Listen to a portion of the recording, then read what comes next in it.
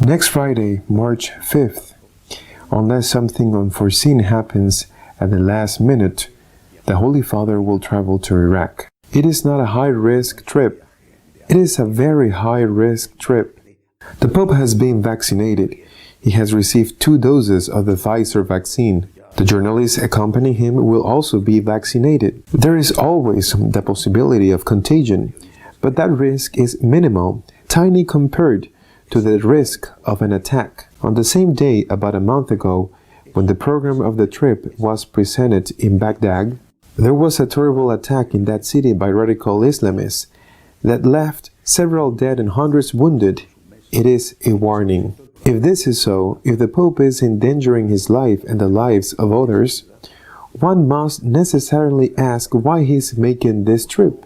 On the one hand, I believe that the first reason is to comfort, to console the few Catholics who have remained after the massacres by the Islamists who occupied, as is well known, a large part of the country, especially the part known as the Nineveh Plain, where most of these Catholics lived.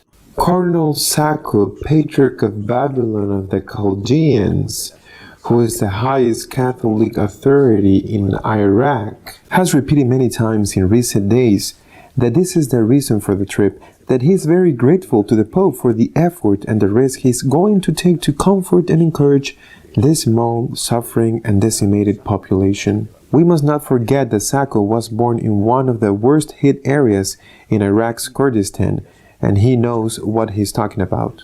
But that is not the only reason for the trip.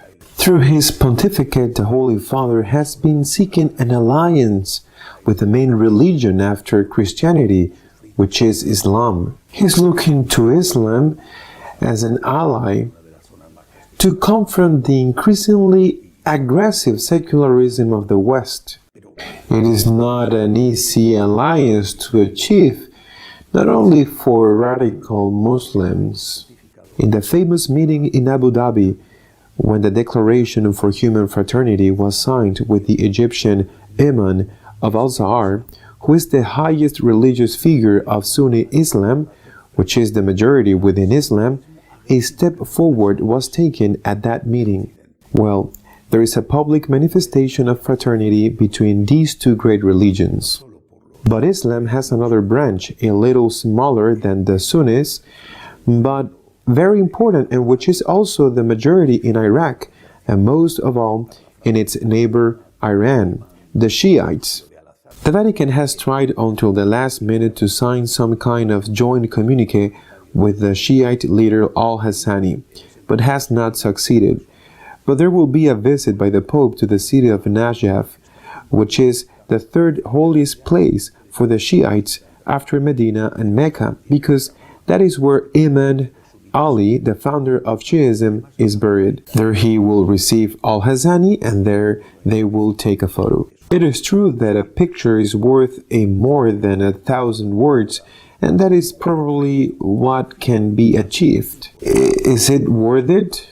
I repeat, this is the question. Is it worth it? So far, the Holy Father is trying.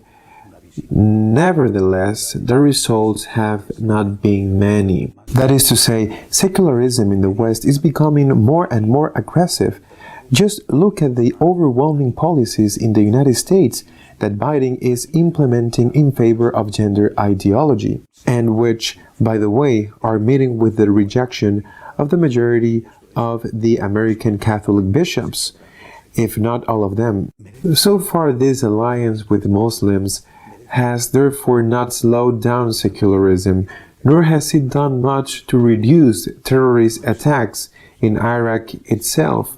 Well, you have to ask those in Central Africa who are being punished day in and day out. But I think we have to try, because sometimes results are not achieved overnight.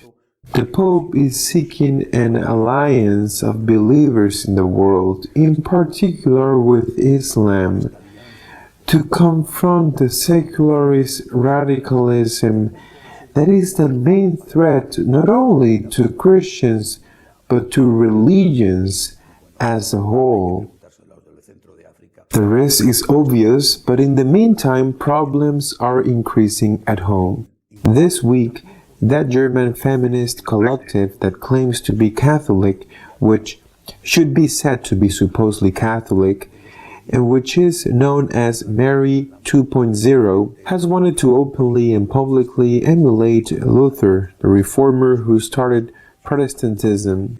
I don't say nailing, because it is no longer the style of our time, but sticking some thesis in favor of everything imaginable that the most radical feminists can ask for.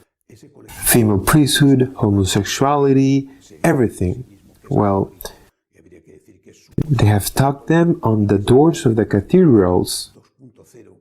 It so happens that several bishops, for example the Bishop of Augsburg, have come out to the door of the cathedral to be photographed with the representative of this group who had just pasted the poster.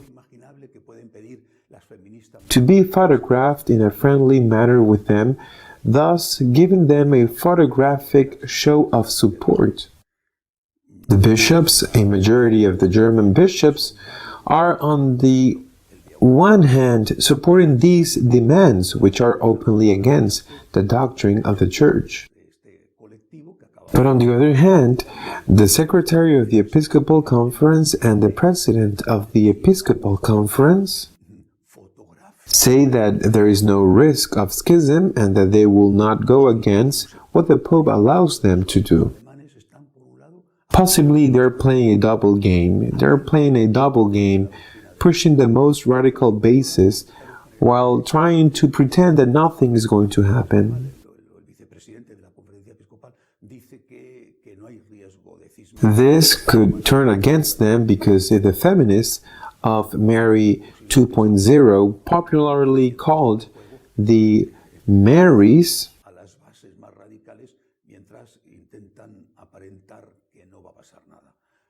if the Marys feel used or manipulated, they could turn against those who now give them hugs in front of photographers.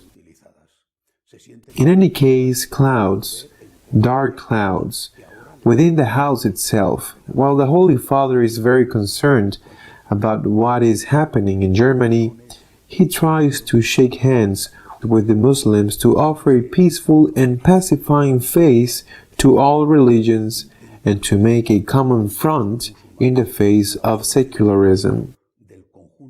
Well, I repeat, the risk is evident, and we can only pray. This week or next week will be decisive. We have to pray. We have to pray a lot for the Church, for the problems inside, which are very serious. We have to pray a lot for the Pope. May God protect him and keep him alive. Until next week, God willing.